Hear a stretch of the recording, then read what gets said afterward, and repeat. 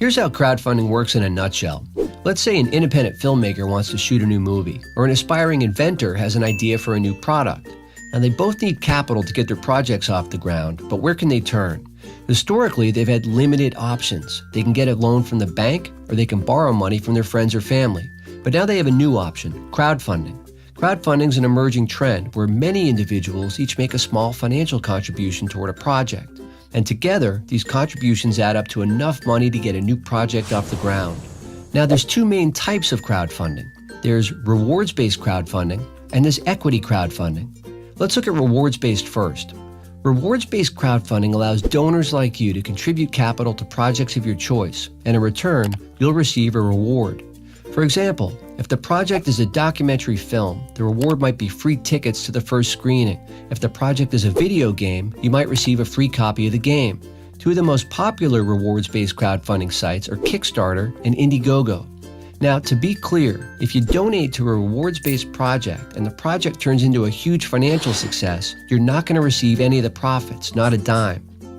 However, there's a new form of crowdfunding that fixes this problem. It's called equity crowdfunding. Equity crowdfunding is similar to rewards-based crowdfunding, but there's one major difference. With equity crowdfunding, when you make an investment, you'll receive an actual ownership stake in the business you back. So if you invest in a startup project and it turns into the next Google or the next Facebook, you're going to receive your share of the profits. And those profits can be substantial. As just one example, when Facebook went public, its first investor earned 2,000 times his money. More recently, a robotics startup called Rewalk raised capital using equity crowdfunding. 14 months later, Rewalk went public on the NASDAQ, and its early backers made a 500% return. And these backers are regular investors, just like you. But to be clear, these types of returns aren't going to happen every day. And with the potential for higher returns comes higher risk.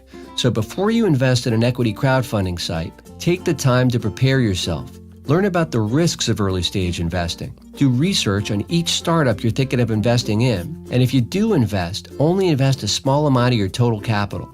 And here's something else to keep in mind. At the moment, equity crowdfunding is only accessible to what's called accredited investors. An accredited investor has a net worth of at least $1 million or earns at least $200,000 per year. But if you're not yet accredited, don't worry, because equity crowdfunding is about to become accessible to everyone. You see, a new set of laws is about to pass that will allow all investors to invest in startups. It's called the Jobs Act, and we believe it will completely change how America invests.